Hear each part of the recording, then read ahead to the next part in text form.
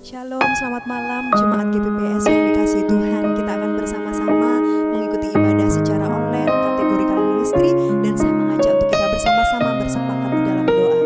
Kami bersyukur kepada Tuhan Allah yang Maha Kuasa, yang menaungi setiap kehidupan kami dengan kemurahan Tuhan, dengan belas kasihan Tuhan. Buat hidup kami tetap setia kepada Tuhan, buat hidup kami terus memandang kepada Tuhan.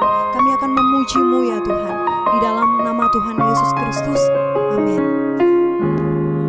Setiap kita yang berbahagia karena kehadiran Tuhan, baik yang ada di rumah maupun dimanapun saat ini, percayalah sukacita Tuhan penuhkan bagi setiap kita karena kehadiran-Nya. Amin.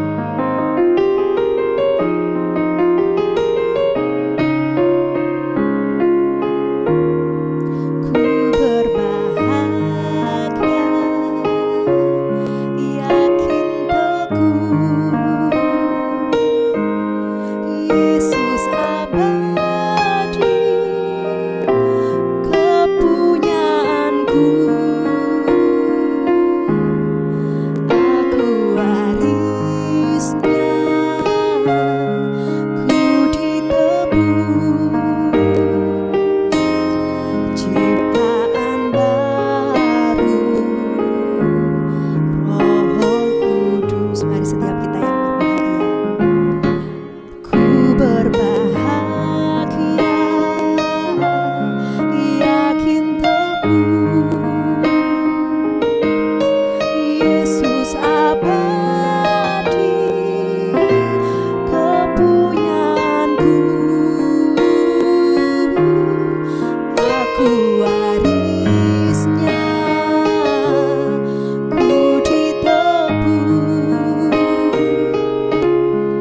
ciptaan baru, Roh Kudus. Aku bernyanyi bahagia,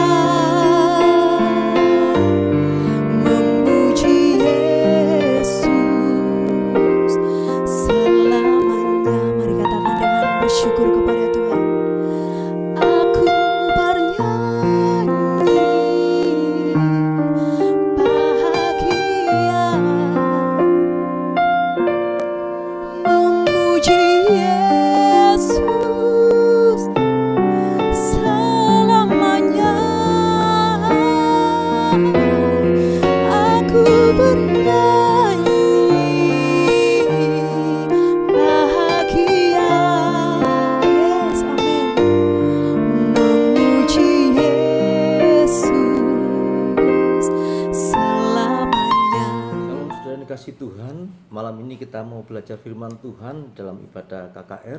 Sebelumnya kita mau berdoa terlebih dahulu.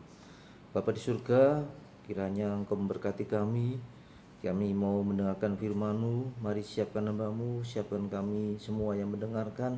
Biarlah firman-Mu boleh memberkati kami, menguatkan kami, menghibur kami. Dalam nama Tuhan Yesus kami sambut firman Tuhan. Amin. Saudara dikasih Tuhan, kita mau belajar firman Tuhan dengan judul bergaul karib dengan Tuhan.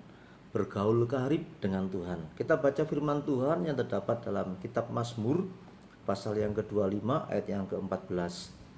Tuhan bergaul karib dengan orang yang takut akan Dia, dan perjanjiannya diberitahukannya kepada mereka. Saudara, kita sebagai orang percaya harus memiliki hidup yang dekat dengan Tuhan. Kenapa? Karena memang itulah yang menjadi tujuan Allah menciptakan kita, gitu ya. Ada seorang biarawan, gitu ya, seorang biarawan di Prancis, di biara Karmelitan Prancis pada abad ke-17 ya. Biarawan tersebut namanya Lawrence ya, Brother Lawrence ya. Dia terkenal dengan sebagai sosok pribadi yang suka berada di dalam hadirat Tuhan setiap hari. Dia selalu berkomunikasi dengan Tuhan ya. Dalam doa-doanya gitu ya, dia orang yang dekat dengan Tuhan ya. Dia suka menceritakan segala sesuatu yang ia kerjakan itu kepada Tuhan ya. Dan menurut dia itu memang membutuhkan latihan ya, tidak mudah. Tetapi ketika itu sudah menjadi kebiasaannya, menjadi kehidupannya, dia merasakan damai sejahtera, dia merasakan sukacita, kesegaran, bahkan kekuatan rohani gitu ya, hikmat dan urapan Allah yang dia rasakan dalam hidupnya gitu ya. Kita sering melihat contoh hamba Tuhan yang begitu dipakai Tuhan ya, misalnya Billy Graham, Watchman Nee, D.L. Moody gitu ya, atau hamba Tuhan yang lainnya, pendeta almarhum Dr. Ishak Leo gitu ya, adalah orang-orang yang begitu dekat dengan Tuhan, memiliki kehidupan disiplin yang bergaul karib dengan Tuhan gitu ya, sehingga pelayanannya, kehidupannya boleh berhasil, boleh berkenan kepada Tuhan. Saudara, kita juga tahu tentang sosok Henokh ya, sosok orang yang terkenal bergaul dekat dengan Tuhan, menjalin hubungan yang begitu dekat dengan Tuhan ya, di dalam Kejadian pasal yang ke-5 itu ya, sehingga selama 300 tahun Henokh begitu dekat dengan Tuhan, akhirnya dia terangkat ke surga, dia tidak mengalami kematian gitu ya. Saudara, kata bergaul gitu ya, bergaul karib dengan Tuhan itu memiliki pengertian senantiasa berjalan bersama-sama. Artinya Henokh itu senantiasa berjalan seirama dengan segala perintah, nasihat, arahan dari Tuhan sepanjang hidupnya. Inilah yang menjadi kunci mengapa Henokh bisa begitu karib ya, begitu bergaul karib dengan Tuhan. Saudara, ini memberikan teladan bagi kita semua sebagai orang percaya untuk memiliki hidup juga yang bergaul karib dengan Tuhan. Saudara, di dalam Ibrani pasal 9 ayat 11 sampai 14 menceritakan bahwa kematian Tuhan Yesus di atas kayu salib itu sudah membukakan jalan ya bagi kita orang percaya untuk lebih dekat, untuk lebih bergaul karib dengan Tuhan, dengan Allah gitu ya. Saya bacakan Ibrani pasal yang ke-9 ayat 11 sampai 14. Tetapi Kristus telah datang sebagai imam besar untuk hal-hal yang baik yang akan datang.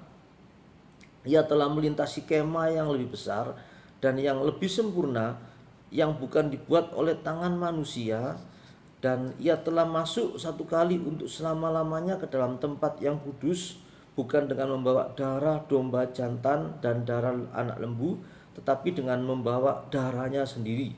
Dan dengan itu ia telah mendapat kelepasan yang kekal.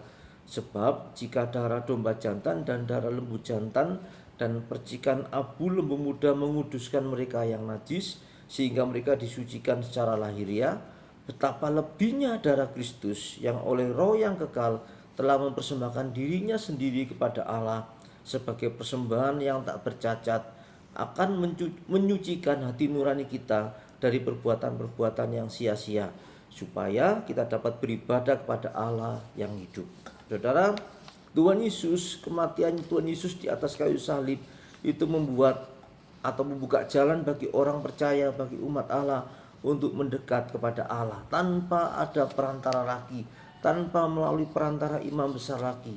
Kristus sudah menjadi imam besar bagi kita menurut peraturan Melkisedek, dan dia membebaskan kita, ya, melepaskan kita dari semua kutuk dosa sehingga kita bisa datang ke hadirat Tuhan. Saudara, Tuhan Yesus sudah menebus kita dari keberadaan kita yang berdosa. Kalau kita gambarkan, kita andaikan dengan penebusan di dalam sebuah proses penggadaian gitu ya. Kan ketika kita menggadaikan barang gitu ya, kita menebus kepada tukang gadainya gitu ya. Tetapi ketika Tuhan Yesus menebus kita dari keberadaan kita yang berdosa, Tuhan tidak menebus kita kepada siapa, misalnya kepada iblis, tidak. Tetapi penebusan yang Tuhan lakukan itu dalam konteks, dalam rangka apa? Untuk memadamkan atau mendamaikan kita dengan Allah. Saudara, Allah itu Allah yang suci, Allah itu Allah yang kudus. Sehingga walaupun Allah itu Allah yang maha kasih, ketika manusia jatuh dalam dosa, tidak bisa manusia itu langsung diterima, udah tak ampuni aja, udah kamu bebas ya. Tidak, tetapi harus orang yang berdosa itu harus dihukum. Orang yang berdosa itu harus menerima penghukuman. Oleh sebab itu, oleh kasih-Nya Tuhan Yesus sudah menggantikan kita yang berdosa menerima hukuman itu di atas kayu salib. Sehingga Allah murkanya didamaikan, murkanya dipadamkan oleh kurban Kristus di atas kayu salib. Jadi kita bersyukur Tuhan Yesus sudah mati untuk kita semua, yang menjadi kurban tebusannya. Yang di sini dikatakan tadi persembahan sebagai persembahan yang tidak bercacat gitu ya. Kalau persembahan darah binatang, kurban binatang itu hanya menyucikan secara lahiriah gitu ya, dikatakan tadi gitu ya. Tetapi darah Kristus menyucikan bahkan hati nurani kita ya. Jadi PL kurban-kurban itu hanya sementara. Jadi tiap tahun perlu diulang.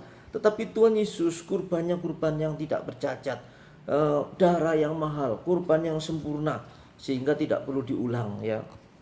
Dan itu sempurna, itu kurban yang sempurna. Jadi saudara, kita bersyukur hidup di zaman perjanjian baru bahwa Kristus sudah melepaskan kita dari kutuk dosa. Kristus sudah menebus kita ya. Mari hidup kita pergunakan sebaik-baiknya untuk apa? Mendekat kepada Allah gitu ya. Bergaul karib dengan Tuhan ya, itu harus kita usahakan. Itu harus kita kerjakan dalam hidup kita sehari-hari gitu ya.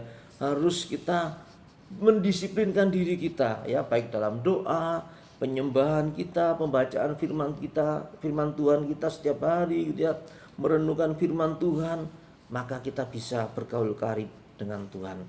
Saudara, tanpa kedekatan, tanpa keintiman kita dengan Tuhan, dengan Allah, mustahil kita bisa mengenal Allah dengan dekat gitu ya. Saudara, ada pepatah yang mengatakan tak kenal maka tak sayang ya. Maka itu berarti bahwa kita tidak akan sayang kepada Tuhan jika kita tidak mengenalnya. Bagaimana kita bisa mengenalnya? Mari bergaul karib dengan Tuhan.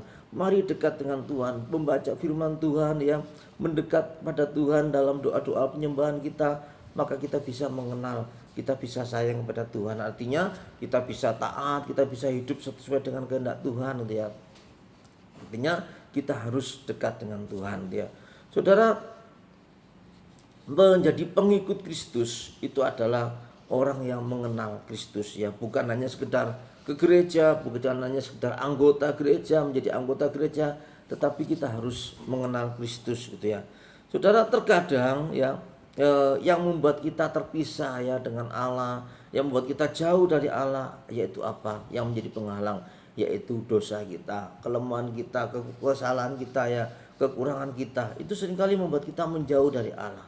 Firman Tuhan malam ini mengingatkan kita, mari kita bergaul karib dengan Tuhan gitu ya. Mari kita mendekat kepada Tuhan ya. Saudara, ketika kita mendengarkan firman Tuhan di dalam gereja, terkadang iblis mengganggu pikiran kita ya, pikiran kita menerawang jauh, kita memikirkan pekerjaan, kita memikirkan hal-hal yang lain, sehingga kita nggak fokus kepada firman Tuhan ya. Jadi penghalang-penghalang itu ya, dosa-dosa itu seringkali mengganggu kita untuk mengenal Tuhan gitu ya. Mengenal Tuhan, bergaul karib secara pribadi itu harus ada dalam hidup kita. Itu harus selalu kita lakukan, harus kita disiplinkan diri kita gitu ya. Dan itu memang tujuan Allah menciptakan kita gitu ya. Saudara, Tuhan mengatakan bahwa Tuhan Yesus mengatakan bahwa inilah hidup yang kekal itu, yaitu bahwa mereka mengenal Engkau satu-satunya Allah yang benar dan mengenal Tuhan Yesus Kristus yang telah Engkau utus. Yohanes 17 ayat yang ketiga. Jadi mengenal Tuhan dan anaknya itu merupakan inti hidup kekal ya. Mengenal Allah dan Tuhan Yesus itu adalah inti hidup kekal ya. Saudara, kata mengenal dalam ayat ini tidak menunjukkan pada pengenalan secara biasa. Ini menunjukkan pengenalan yang didapat dari hubungan pribadi dan hidup gitu ya. Artinya sungguh-sungguh mengenal Tuhan dengan sungguh-sungguh gitu ya. Saudara, bagaimana kita mengenal Tuhan gitu ya? Di dalam Amos 5 ayat yang keempat, di situ dia dikatakan carilah aku maka kamu akan hidup gitu ya. Saudara, artinya Tuhan itu akan melimpahkan berkat-Nya, melimpahkan pertolongan kita, pertolongan pada kita gitu ya. Kalau kita sungguh-sungguh mencari, mengenal Tuhan, kita sungguh-sungguh dekat kepada Tuhan ya. Tetapi terkadang kita sebagai orang percaya bisa juga merasakan bahwa Allah Tuhan itu terasa sangat jauh gitu ya. Ketika doa-doa kita nggak dijawab, ketika kita berdoa rasanya kok kosong gitu ya. Nah, sekarang bagaimanakah sikap kita ketika kita merasakan bahwa Tuhan itu jauh?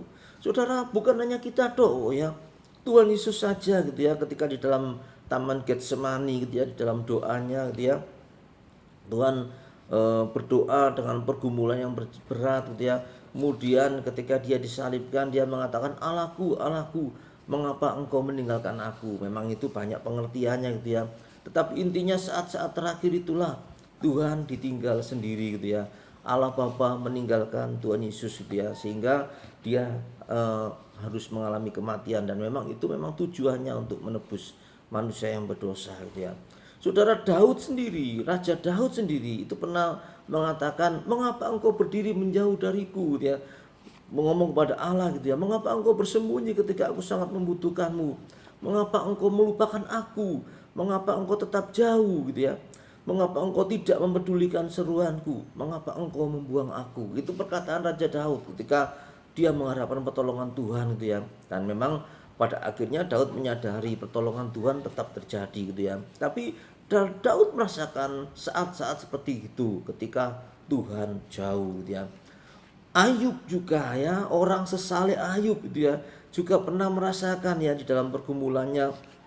Kalau kita baca pasal 1 sampai pasal 30 gitu ya, dikatakan Tuhan tidak berkata sehuruf pun gitu ya. Padahal saat itu Ayub begitu menderita, sakit, ditinggalkan istri, semua anaknya mati, harta bendanya lenyap semua gitu ya. Ayub butuh pertolongan Tuhan, Ayub butuh Tuhan mendekat, Ayub butuh Tuhan hadir bersama dia. Tetapi tidak ada gitu ya, tidak ada ya. Sampai pada akhirnya Tuhan melawat Ayub. Jadi saudara, beberapa penyebab Tuhan menjauh atau kita merasakan Tuhan itu jauh gitu ya. Yang pertama yang pasti adalah dosa ya. Yang pertama adalah dosa seperti yang kita sudah bahas tadi ya dalam Yesaya gitu ya.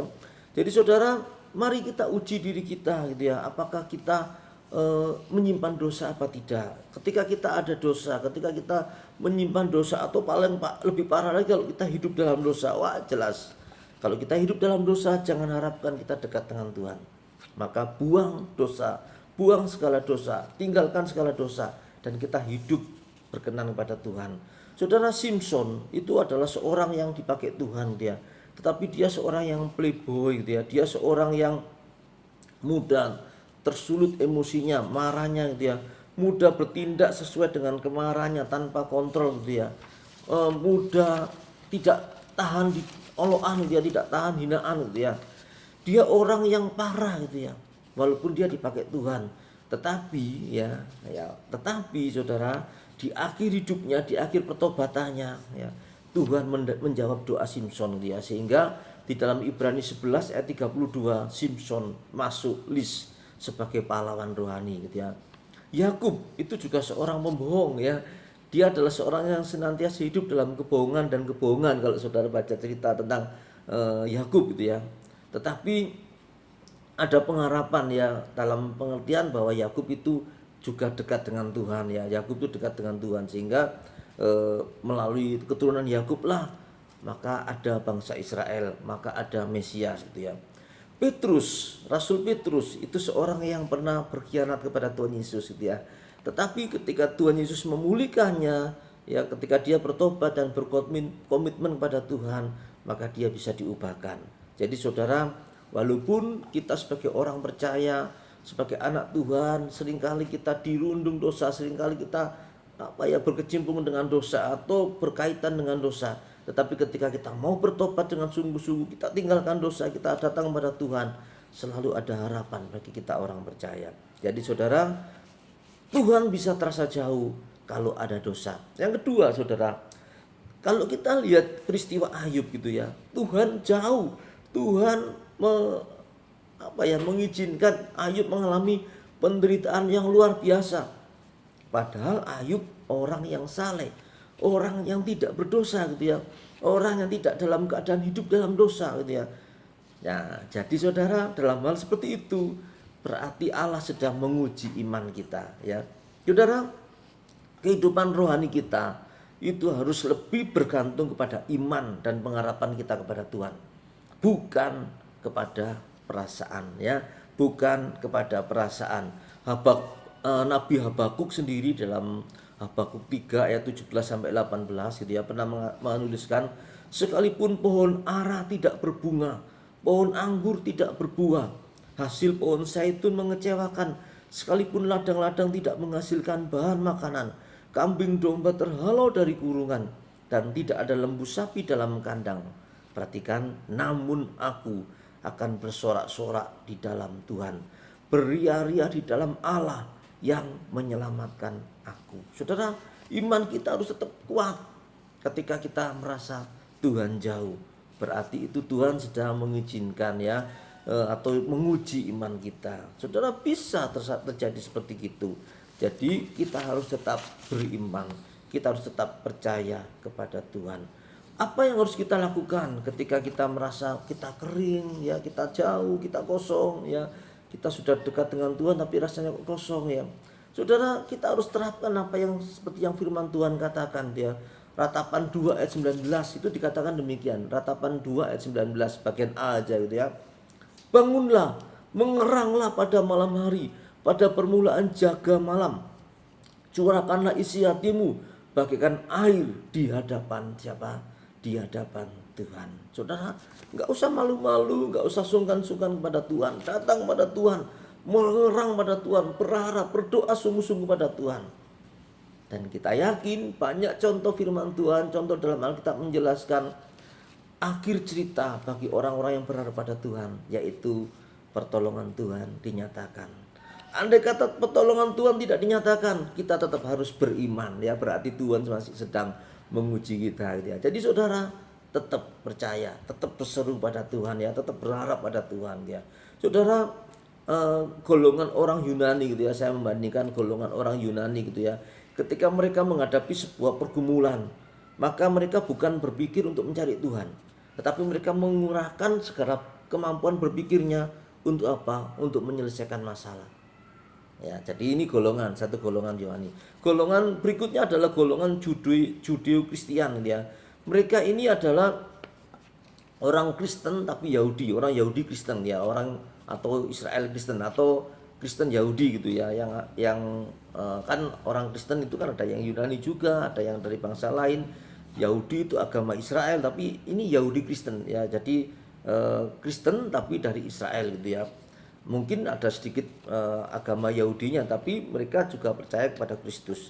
Saudara, yang menarik gitu ya, ketika mereka juga sama-sama mendapat pergumulan, mereka bukan berusaha menyelesaikan masalahnya sendiri, tapi mereka berseru, mereka merendahkan diri, mereka berteriak kepada Tuhan, meminta pertolongan Tuhan.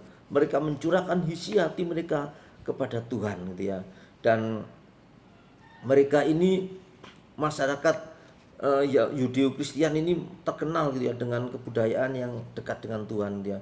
Dan orang Romawi gitu ya terpengaruh dengan itu ya. Ada yang terpengaruh dengan itu tradisi Judeo-Kristian dia. dan ini cukup terkenal gitu ya. Jadi saudara, ketika mendapatkan pergumulan, mendapatkan persoalan, lebih baik ya, alangkah tepatnya kita bukan memakai pemikiran kita sendiri gitu, tapi kita menyerahkan pada Tuhan. Kita berteriak, kita berseru kepada Tuhan. Dan ingat saudara, janji Tuhan ya. Yang kedua, ingat janji Tuhan, Ibrani 13 ayat yang kelima bagian B. Aku sekali-kali tidak akan membiarkan engkau, dan aku sekali-kali tidak akan meninggalkan engkau. Ini janji firman Tuhan. Saudara, Allah tidak akan meninggalkan, membiarkan, dan tidak akan meninggalkan. Saudara, ini adalah janji yang luar biasa. Terkadang ketika orang tua menemani anaknya, itu pun terkadang masih bisa teledor. Sama-sama menemani, ya tidak meninggalkan, tetapi terkadang bisa membiarkan. Ya anaknya main sendiri, orang tuanya main HP sendiri, sehingga anaknya ketika jatuh, ketika masuk ke selokan, orang tuanya tidak mengetahui ya. Bisa seperti gitu. Tapi firman Tuhan mengatakan Tuhan tidak akan sekali-kali gitu ya, sekali aja loh, tidak akan membiarkan dan tidak akan meninggalkan kita. Luar biasa. Jadi saudara, mari kita dekat dengan Tuhan, mari kita bergaul karib dengan Tuhan, karena Tuhan itu tidak akan meninggalkan dan membiarkan kita. Saudara, yang berikutnya, yang ketiga, ingat Tuhan Yesus itu sudah mau mati di kayu salib untuk kita. Tuhan Yesus sudah menyerahkan nyawanya untuk kita. Apalagi yang kurang gitu ya. Jadi saudara, kita nggak perlu takut dengan hidup ini. Kalau kita bergaul karib dengan Tuhan, maka Tuhan akan menjadi pembela kita. Tuhan yang menjadi pertolongan kita. Mari dekat dengan Tuhan. Mari bergaul karib dengan Tuhan. Dan itu adalah inti hidup kita sebagai manusia, sebagai orang percaya. Saudara, saya tutup dengan sebuah artikel gitu ya. Saudara, di dalam Kejadian 2 ayat yang ke-15 gitu ya. Di situ kan dikatakan bahwa manusia itu ditempatkan di Taman Eden untuk mengusahakan dan memelihara taman itu. Untuk mengusahakan dan memelihara taman itu. Saudara, kata taman ya, taman itu ya, di dalam terjemahan Ibrani yang asli itu, dalam terjemahan Ibrani ya, bukan asli ya, dalam terjemahan Alkitab PL Ibrani itu ternyata tidak ada gitu ya. Tetapi dalam terjemahan Ibrani yang sudah diterjemahkan lagi ke dalam bahasa Yunani atau Septuaginta, itu ada kata taman itu ya. Nah, rupanya kata taman itu sepertinya tidak cocok gitu ya. Karena gendernya, karena jenis kelaminnya dari kata taman itu tidak cocok dengan arti yang sesungguhnya gitu ya. Jadi sebetulnya terjemahannya itu begini. Untuk melayani dan memelihara itu gitu ya. Itulah itu apa ya? Jadi terjemahan LXX atau terjemahan Septuaginta menambahi kata taman. Tapi sebetulnya lebih cocok terjemahan Ibraninya, yaitu melayani dan melayani itu mengusahakan tadi ya, dan memelihara itu dia. Itu apa? Nah, itu ternyata adalah perintah Allah. Memang perintah Allah tidak dituliskan di situ, tapi kan Allah sudah memberikan perintah kepada Adam dan Hawa gitu ya. Jadi intinya hidup manusia itu lebih cocok, lebih berhasil ketika kita melayani, memelihara perintah Allah. Nah ini saudara. Jadi saudara, Allah menciptakan manusia dan itu demi kebaikan manusia juga. Artinya manusia bisa lebih hidup, bisa lebih berharga, bisa lebih bermakna hidupnya ketika manusia itu mau melayani, mau memelihara perintah Allah, mau mendekat kepada Allah, mau taat kepada Allah, mau hidup bergaul karib dengan Tuhan.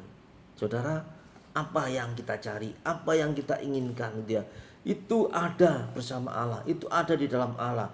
Dan itu tujuan hidup kita, itu yang utama bagi kita. Ketika kita mencari Allah, ya ada ayat yang lain mengatakan, carilah dahulu kerajaan Allah dan kebenarannya, maka semuanya itu akan ditambahkan kepadamu. Jadi saudara, carilah Tuhan, bergaul karib dengan Tuhan, maka Tuhan yang akan memberkati. Bukan intinya bukan berkat jasmani gitu ya, tapi intinya penyertaan Tuhan, pemeliharaan Tuhan, penjagaan Tuhan, ya, perlindungan Tuhan bagi kita orang percaya itu ada. Kalau apa? Kalau kita dekat dengan Tuhan, kita taat kepada Tuhan, kita memelihara perintah Tuhan, kita hidup seturut dengan Tuhan. Jadi saudara yang kasih Tuhan, mari dalam ibadah ini kita diingatkan kembali, mari bergaul karib dengan Tuhan, mendekat kepada Tuhan.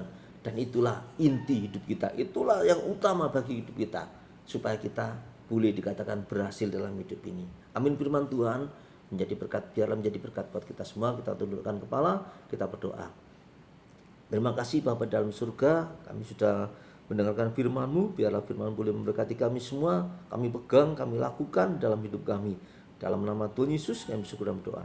Amin.